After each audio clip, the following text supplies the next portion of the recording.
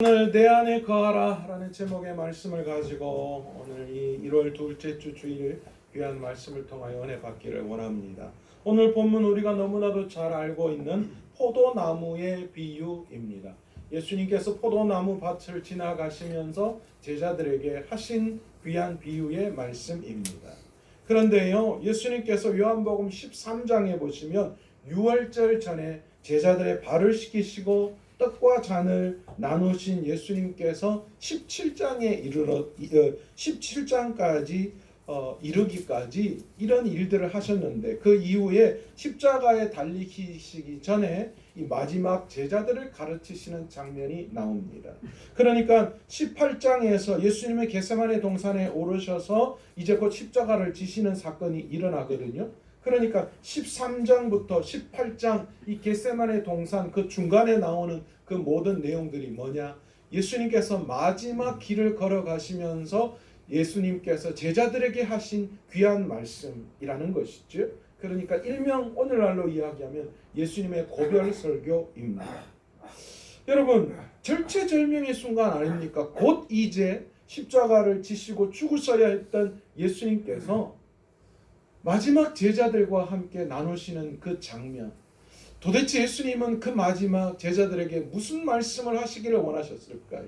아마도 그 말은 다른 지금까지 해오신 말씀보다도 훨씬 더 중요한 말씀이었을 것입니다. 이 절체절명의 중대한 시간에 과연 예수님께서는 제자들에게 무슨 이야기를 하시는가? 오늘 성경에서 하나님과 우리와의 관계를 다양하게 표현하는데, 목자와 양, 아버지와 아들, 신랑과 신부로 예수님과 하나님과 우리의 관계를 설명합니다. 그런데 오늘 본문에서는 포도나무와 가지로 표현하고 계시다라는 거예요.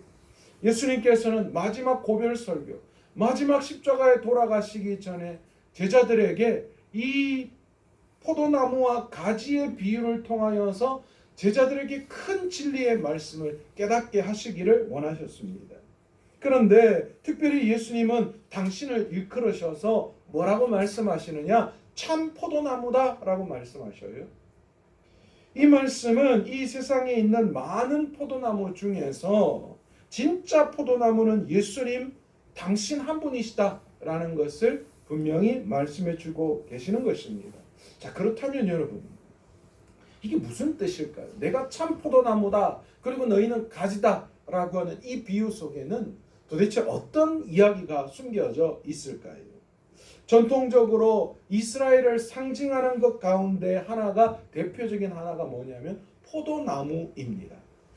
그런데 이 포도나무는 사실 이스라엘이 애굽에서 탈출할 때에 가지고 나와서 약속의 땅 가나안에 심은 것이 포도나무입니다. 또한 이사야서 5장에서는 이 백성을 일컬어서 뭐라고 이야기하느냐? 극상품 포도다, 포도나무다, 그렇게 표현하고 있습니다. 그래서 땅을 파서 돌을 제거하고 포도나무를 심고 이에 망대를 세우고 술틀을 만드셨다, 그렇게 말씀을 하고 계십니다. 아직도 이게 무슨 뜻인지 잘 모릅니다. 예레미야서 2장에서도 순전한 참종자, 귀한 포도나무로 심었다, 그렇게 말씀을 하고 계십니다. 자, 그런데 결과가 어떻습니까? 하나님께서는 이렇게 이스라엘 백성을 포도나무로 비유해서 심으셨는데, 그렇다면 극상품 포도나무를 심으셨기 때문에 하나님께서는 아마도 극상품 포도 열매, 포도를 원하셨을 건데, 그런데 그들이 맺었던 것은 극상품 포도가 아니라 들포도였습니다. 순전한 참종자를 심었는데 이방의 악한 가지가 되었다라는 것이죠. 여러분, 포도나무는 열매가 없으면 그야말로 아무 쓸모가 없습니다. 포도나무가 가치 있는 것은 전적으로 뭡니까? 포도 열매에 있다라는 거예요.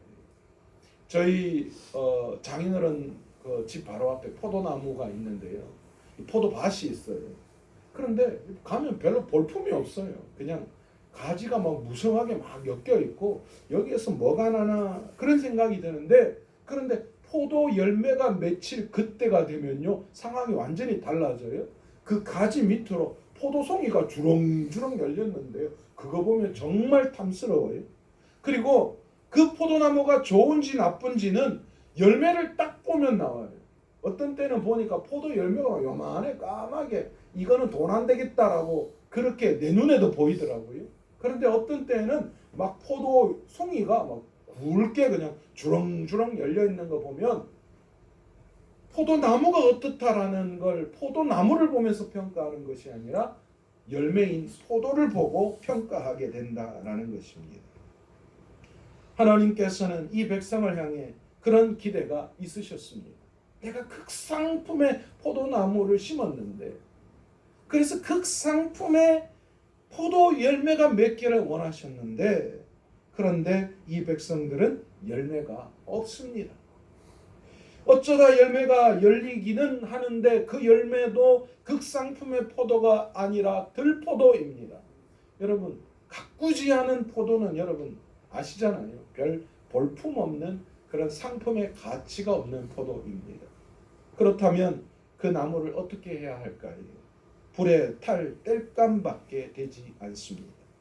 그래서 그 백성들이 이방의 포로가 되게 하셨습니다. 너희들 그러면 안 돼. 정신 차려야 돼. 아니면 땔감 될 거야. 그렇다면 그렇게 형벌을 내리면 그 형벌을 내린 백성들이 다시 좋은 열매를 그들에게 좋은 열매를 기대할 수 있을까요? 정신을 차리고요.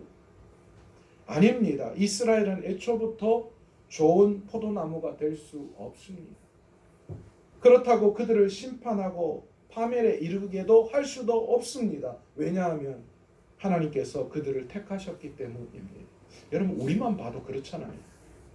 여러분 저와 여러분이 하나님의 기대 가운데에 극상품의 포도 열매를 바라시고 우리를 그렇게 키우셨는데 그런데 우리는 그만 죄악에 빠져서 결국에는 우리가 결국 하나님이 원하신 열매를 맺지 못하거나 고작 열매라고 해봐야 들포도 같은 그런 열매를 밖에 못 맺었다라는 거예요. 때로는 하나님께서 우리의 삶에 개입하시고 간섭하셔서 여러 가지 일들을 행하시는데 그렇다고 우리 스스로의 힘으로 우리가 하나님이 원하시는 좋은 열매를 맺을 수 있느냐? 그렇지 않더라는 거예요. 그러니 우리는 하나님의 버림받은 자식이 되어야 하고 그래서 그냥 땔감으로밖에 쓸 수 없는 존재이지만 그러나 하나님께서는 그렇게도 할 수 없으십니다. 왜냐하면 하나님이 우리를 뭐 하셨어요? 선택하셨기 때문입니다. 하나님의 자녀 삼아 주셨기 때문이지요. 그래서 하나님께서는 그 저주와 형벌을 누구에게요? 예수 그리스도에게 다 감당하게 하셨다라는 거예요. 우리 스스로의 힘으로는 안 되기 때문에 예수 그리스도가 우리에게 너무너무 필요했다라는 것이지요. 창세기 49장 11절에서는 아들 가운데 유다를 향한 야곱의 예언이 나옵니다. 그 내용이 뭐냐? 그의 나귀를 포도나무에 매며 그의 암나귀 새끼를 아름다운 포도나무에 맬 것이며 또 그 옷을 포도주에 빨며 그의 복장을 포도즙에 빨리로다. 그렇게 기록하고 있습니다. 여러분 그런데 우리가 알아야 할 것이 있습니다. 야곱은 유다의 후손 중에서 누가 나온다고요? 메시아가 나오신다라고 예언을 했습니다. 결국은 그러면 창세기 49장 11절의 이 말씀은 누구를 향해서 이야기하느냐? 바로 유다의 후손을 통하여 나오신 메시아에 대한 예언이었다라는 거예요. 그가 암나귀 새끼를 타고 그 옷을 포도주에서 빨게 될 것이다 라고 말씀하신 거예요.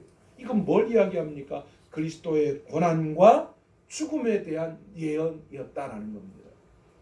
그래서 NIV 성경에는 이 성경의 포도즙을 뭐라고 이야기하느냐? Blood of grapes라고 이야기하는 거예요.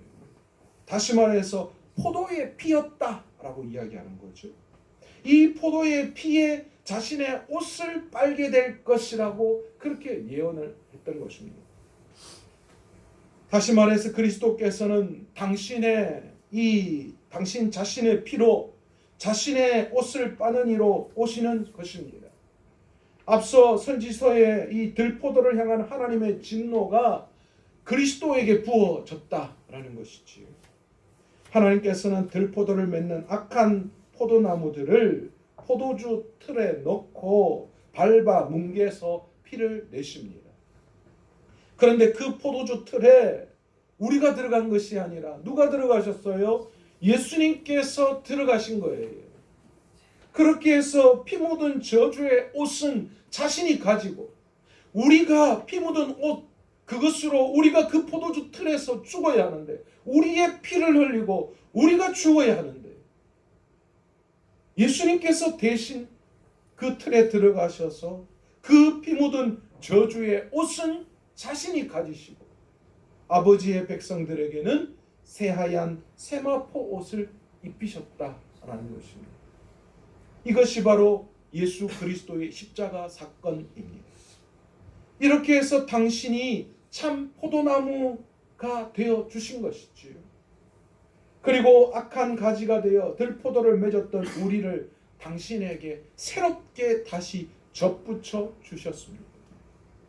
예수님께서 생명의 근원이 되셔서 참 포도나무 되신 예수님과 그 백성들을 중심으로 새로운 세계, 새로운 하나님의 나라를 시작함을 말씀하시고 계시는 거예요. 뭐가요? 참 포도나무와 가지의 비유를 통하여 예수님이 지금 그것을 말씀하고 계시다라는 거예요.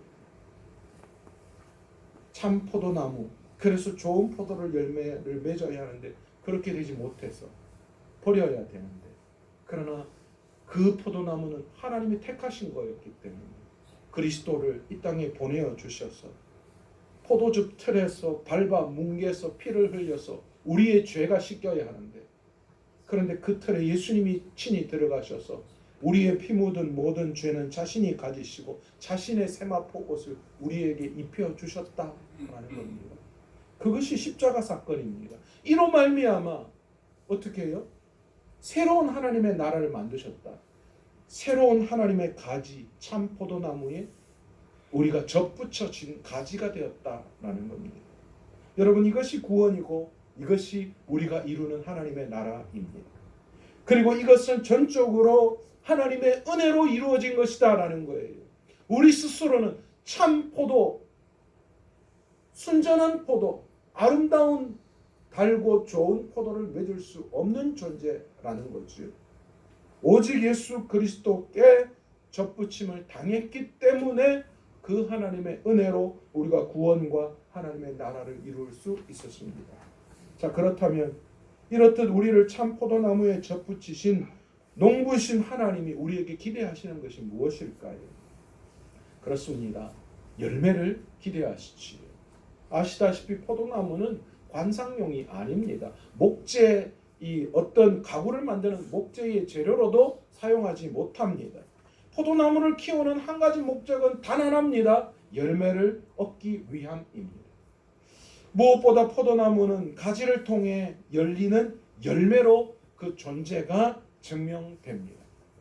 그런데 아시다시피 나무는 아무 문제가 없습니다. 왜 그렇습니까? 나무는 예수님이 참 포도나무가 되시기 때문에 나무에는 문제가 없습니다. 예수님께서는 종종 열매로 알리라 그런 말씀을 하셨는데, 우리가 포도나무에 잘 붙어 있는지 그것은 뭐로 알 수 있습니까? 우리의 열매를 보면 알 수 있다라는 거예요. 나무에는 예수 그리스도가 참 포도나무 되시기 때문에 나무에는 이상이 없다면 그 참나무, 참 포도나무에 접붙여진 우리 가지가 어떠냐에 따라서 우리의 열매가 좌우된다라는 것이죠. 그렇다면 농부 되신 하나님이 그 포도나무에 접붙여진 가지에서 기대하시는 열매는 어떤 열매일까요? 우리는 아주 쉽게 성교적인 관점에서 영혼 구원, 우리 이 국내에서 전도하는 일, 또 해외에 나가서 전도하는 하나님의 복음을 전하는 일, 영혼 구원의 역사, 그것이 열매로 우리가 열매다라고 말할 수 있습니다. 또 바울이 말하는 성령의 열매, 한마디로 말해서 우리의 신앙적 인격이 자라나는 것, 그것이 성경에서 말하는 열매라고 말씀하실 수도 볼 수도 있습니다. 그런데 여러분, 좀 더 구체적으로 생각하면 여러분, 하나님께서 원하시는 열매는 무엇인가? 그리스도께서 하나님의 말씀을 쫓아 십자가에서 자신을 부인하고 죽으신 일, 그것을 말씀하고 계시는 겁니다. 주님은 우리에게 바로 그 열매를 요구하시는 거예요. 주님이 십자가에서 자신을 희생시키시고 자신을 부인하고 자신이 십자가에서 죽은 것처럼 우리의 삶도 그렇게 되기를 원하신다라는 거죠. 우리가 이 땅에서 맺어야 하는 열매, 그것은 바로 자기 자신을 부인하고 자기 십자가를 지는 것입니다. 그렇게 될 때에 여러분 우리의 삶은 자동적으로 하나님께서 원하시는, 우리가 이야기하는 영혼 구원의 역사, 신앙적 성장, 인격적 성숙, 이런 모든 것들이 이루어질 수 있게 되는 것이죠. 그렇다면 이 열매를 위해 농부이신 하나님이 하시는 일이 무엇일까요? 아시다시피 모든 포도나무의 가지가 같은 열매를 맺지는 않습니다. 그래서 각각의 경우 농부가 가지마다 어떻게 대하는지, 어떻게 손질하는지를 말씀하고 계신데, 오늘 본문 2절에 보시면 뭐라고 이야기합니까? 무릇 내게 붙어 있어 열매를 맺지 아니하는 가지는 아버지께서 그것을 제거해 버리시고, 무릇 열매를 많이 맺는 가지는 더 열매를 맺게 하려 하여 그것을 깨끗하게 하시느니라 말씀하십니다. 여러분, 두 가지를 말씀하셨죠. 하나는 뭡니까? 과실을 맺지 못하는 가지에 대한 이야기를 하고 계셔요. 특별히 이 가지는 땅에 떨어져 흙먼지에 뒤덮여 있습니다. 오래 두면 비가 와서 진흙이 덮이고 곰팡이가 생겨 결국은 병들어서 쓸모가 없어집니다. 그때 농부는 어떻게 할까요? 가지를 싹 잘라버립니까? 그렇게 생각하죠. 그러면 포도나무의 열매는 누가 맺습니까? 농부는 가지를 싹둑 자르지 않습니다. 흙먼지를 다 털어내고 물로 그 가지를 씻기고 다시 울타리를 쳐서 쓰러져 있는 그 가지를 다시 세웁니다. 그러면 놀랍게도 얼마 가지 않아 다시 무성하게 자라나게 되고 열매를 맺게 된다라는 것이지요. 여러분, 우리 그리스도께서는 열매 맺지 못하고 썩어져가는 우리를 버려두신 분이 아니라 그것을 어떻게 하셨어요? 예수 그리스도의 피로 다시 씻기시고 세우시고 다시 열매 맺도록 우리의 길을 인도해 주시는 분이시다라는 거예요. 우리가 농부 같으면 뭐 어떻습니까? 야, 이거 돈 안 되겠다. 이거 뭐 잘라프고 딸꾹, 그리고 남아있는 그 가지는 그냥 불에 살아버리겠지. 그러나 하나님께서는 그렇게 하시지 않으셨다라는 거예요. 또 이런 가지도 있습니다. 열매는 있습니다. 그런데 가지가 너무 무성해서 열매를 방해하는 경우가 생깁니다. 너무 빽빽한 거예요, 가지가. 그래서 이 열매 맺는 포도의 에너지가 가야 되는데 이 가지가 너무 많으니까 포도의 열매가, 이 에너지가 가지 않는 거예요. 그럴 때 농부는 어떻게 합니까? 가지치기라는 것을 합니다. 그 가지치기를 하는 목적은 뭡니까? 열매가 더욱더 튼실하게 좋은 열매를 자라나게 하기 위해서 쓸데없는 것들을 다 잘라내버리는 것이죠. 여러분, 우리의 삶에도 필요 이상의 바쁠 때가 너무 많이 있습니다. 좀 더 정확하게 말하면 본질이 아닌 일에 우리의 시간과 에너지를 낭비하는 경우가 너무 많이 있다라는 거예요. 하나님의 영광과는 아무 상관없는 일에 우리가 온통 우리의 시간과 에너지를 빼앗길 때가 많습니다. 그러면서 우리 스스로 그렇게 이야기하죠. 아니, 그래도 먹고 살아야지. 아니, 가만히 있으면 어떻게 하나님께서 살려주시나?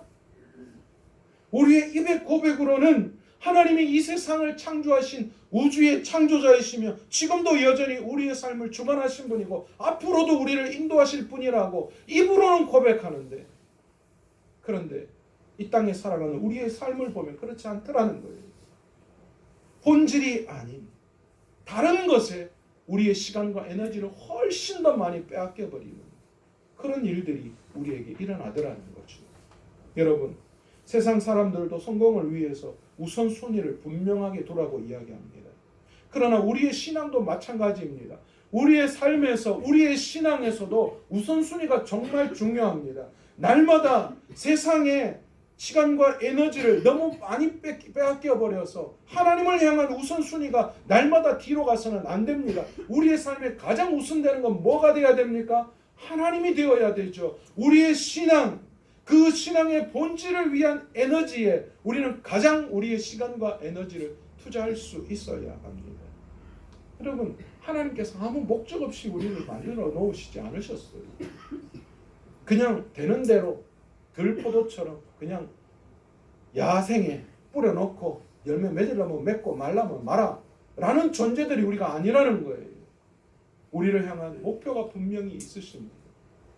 심지어 그 목표를 이루시기 위해서 주님께서 친히 자신을 희생시키셔서 자신의 피로 우리를 빨아 새것같이 만드시고 열매 맺도록 자신의 참 포도나무인 자신의 몸에 가지치기를 저 가지를 접붙여 주셨다라는 것이지. 여러분, 그렇다면 우리가 어떻게 해야 할까요? 우리의 목적이 분명히 서 있어야 합니다. 여러분, 그런데 정말 본질에 우리가 더 충실해야 될 이유가 따로 있습니다. 뭐냐? 이 세상을 심판하실 때에 우리가 이 땅에서 그 목적대로 살았는지 반드시 하나님 앞에서 결산할 때가 있다라는 거예요. 그런데 그 결산의 때가 여러분 우리에게 정말 먼 것 같은데 그렇지 않더라는 거예요. 여러분, 우리의 삶이 그리 길지 않습니다. 잠깐 있다가 떠나는 양초와 같습니다. 뭐 한눈 좀 팔아도 될 그런 시간적인 여유가 있다면 얼마나 좋겠습니까? 그러면 뭐 대충 좀 예배 드리다가 아유 뭐 시간 긴데 뭐 그냥 좀 그렇게 대충 세상적으로 살다가 좀 놀다가 그렇게 그냥 나중에 하나님 앞에 가면 안 되겠나? 아니 하나님 앞에 그렇게 수고하고 애쓸 시간이 있지 않겠나? 그렇게 생각하지만 여러분 그렇지 않습니다. 우리의 삶이 그렇게 길지 않고 우리의 마지막에 언제인지 우리는 알 수가 없습니다. 그런데 대개 우리는 우리의 힘으로 그 일들을 이루려고 하는데 그런데 여러분 그렇지 않습니다. 우리의 힘으로는 가능하지 않습니다. 앞서 땅에 떨어진 가지 역시 스스로 일어날 수 없듯이 농부이신 하나님이 우리의 삶이 개입해 주셔야지만 그 문제가 해결될 수 있는 거예요. 그런데 아시잖아요. 하나님이 우리의 삶 가운데 개입하시면 아픕니다. 아픈 정도가 아니라 너무 고통스러울 때가 많습니다. 갑자기 병원에 입원하거나 갑자기 하던 일이 다 그냥 왕창 한순간에 무너져 버리거나 극한 경우 모든 것을 잃는 그런 상황까지도 놓여지게 됩니다. 그러면 우리의 마음이 어떻습니까? 달갑지 않습니다. 생각하고 싶지도 않습니다. 뭐 이런 일이 있나 원망도 나올 때가 있습니다. 심지어는 하나님을 떠나는 경우도 있습니다. 그런데 여러분, 왜 하나님께서 종종 우리 삶 가운데 이런 식으로 개입하실까요? 왜 우리에게 아픔을 주시고 왜 우리에게 극한 상황으로 우리의 삶을 몰아가실까요? 열매를 위해서요. 더 정확하게는 그리스도께 더 집중시키기 위해서 우리의 삶을 그렇게 간섭하시고 개입하신다라는 거죠. 여러분, 저와 여러분 가운데 살면서 이런 하나님의 개입을 경험해 보지 않은 분들 다 없으실 거예요. 한 번쯤은 다 아픔도 경험하고 하나님 앞에 원망도 했을 것입니다. 그런데 여러분 분명하게 알아야 할 것이 있어요. 내 삶에 그런 아픔이 생기면 도대체 왜 이런 아픔이 내 인생에 찾아와야 하는지, 여러분 왜 하나님께서 이런 식으로 내 삶에 개입하시는지를 깨달아야 합니다. 그런 깨달음 없이 그냥 시간이 지나서는 안 된다는 거죠. 왜 내 삶에 이런 어려움이 오는지, 왜 내 삶에 견딜 수 없는 아픔이 있는지, 왜 물질적인 어려움, 왜 육신적인 어려움이 내 삶에 있는지, 여러분 그것을 가지고 하나님 앞에 실험하셔야 돼요. 답을 얻으셔야 됩니다. 하나님 왜 그러십니까? 요한복음 15장에서 주님은 다른 성경과는 다르게 유난히 열매에 대한 이야기를 많이 하십니다. 1절에서 8절까지 모두 6번 기록되어져 있습니다. 그런데 여러분 중요한 것은 한 번도 주님께서 우리에게 열매를 맺으라 이렇게 강요하시지 않습니다. 명령하시지 않는다는 거예요. 대신에 주님께서 열매라는 단어보다 더 많이 사용하시면서 우리에게 권면하시는 단어가 있습니다. 그게 뭐냐 하면 바로 거하라 라고 하는 단어입니다. 4절에서 10절에 걸쳐서 무려 10번이나 거하라 라고 하는 단어를 사용하십니다. 여기서 우리는 주님께서 정말로 하고 싶었던 말씀이 무엇인지를 깨달을 수 있습니다. 그것은 바로 거하는 것입니다. 다른 말로 이야기하면 붙어 있는 것입니다. 또 다른 말로 이야기하면 주님 안에 거하는 것을 말씀하고 계십니다. 그래서 4절에 보시면 내 안에 거하라 나도 너희 안에 거하리라. 가지가 포도나무에 붙어있지 아니하면 스스로 열매를 맺을 수 없음같이 너희도 내 안에 있지 아니하면 그러하리라 말씀하시지. 물론 주님은 우리와 항상 함께 하십니다. 그런데 좀 더 구체적으로 이것을 무엇이라고 말씀할 수 있느냐?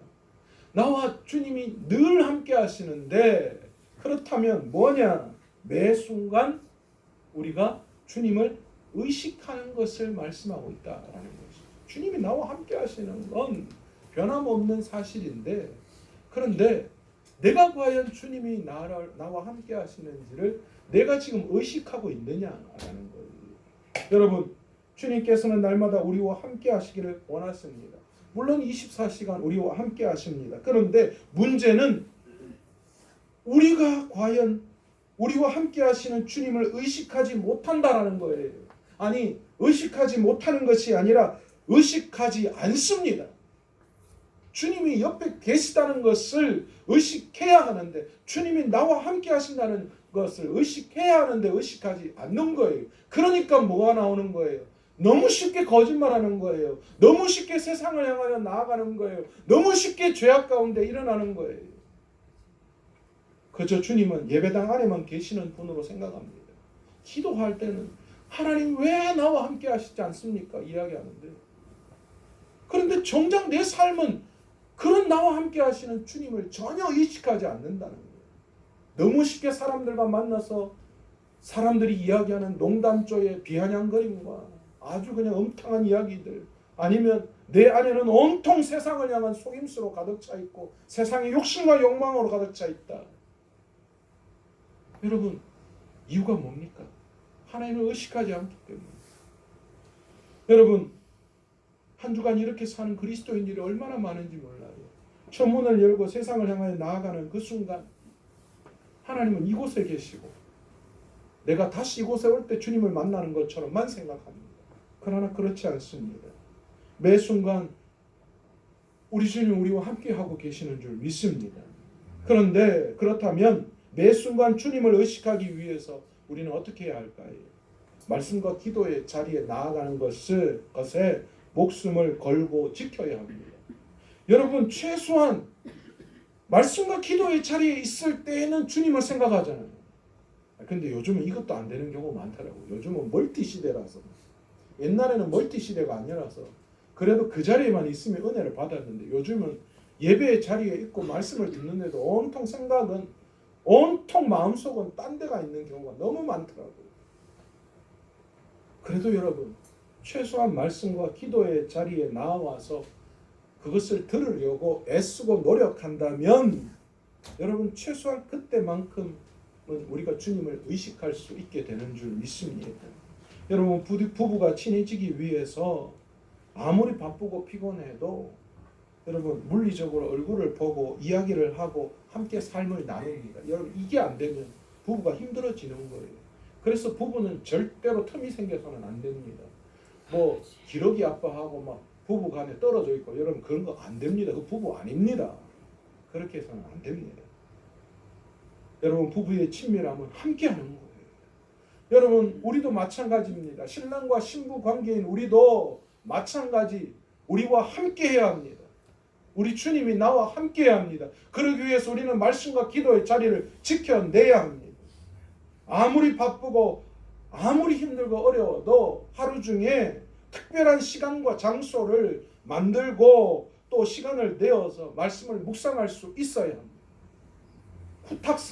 후탁성도 되어서는 안 된다 그랬잖아요. 후탁성도가 뭡니까? 주일 올 때 문지 털고 심지어는 성경 열면 쩍 소리가 나요.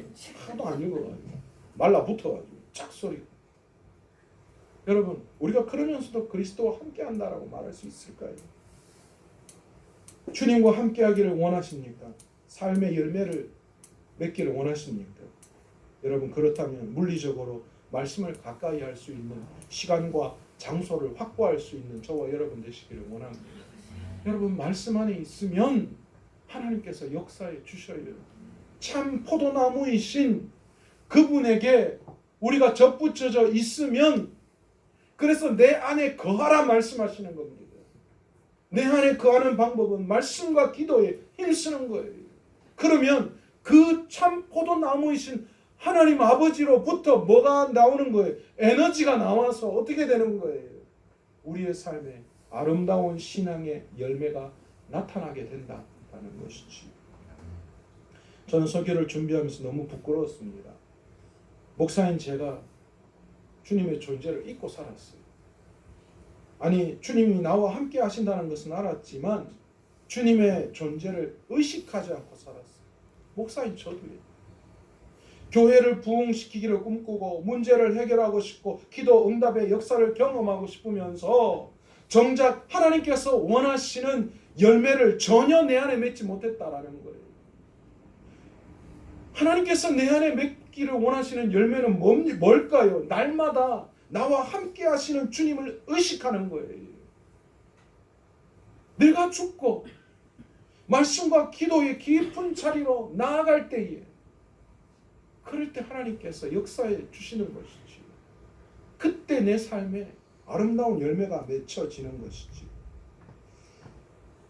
돌아가신 사랑의 교회 옥하는 목사님이 이런 말씀을 하셨습니다. 예수님이 내 안에 거하시는 것은 하나님의 특별한 은총으로 되는 현상입니다. 그러나 내가 예수 안에 거하는 데에는 특별한 노력이 필요합니다. 그렇게 말씀하셨어요. 은혜는 하나님께서 전적으로 우리에게 주신 것이지만, 그러나 내가 예수 안에 거하기 위해서는 우리의 부단한 애씀과 노력이 있어야 한다라는 것이죠. 여러분, 찬송가 338장 아시지요?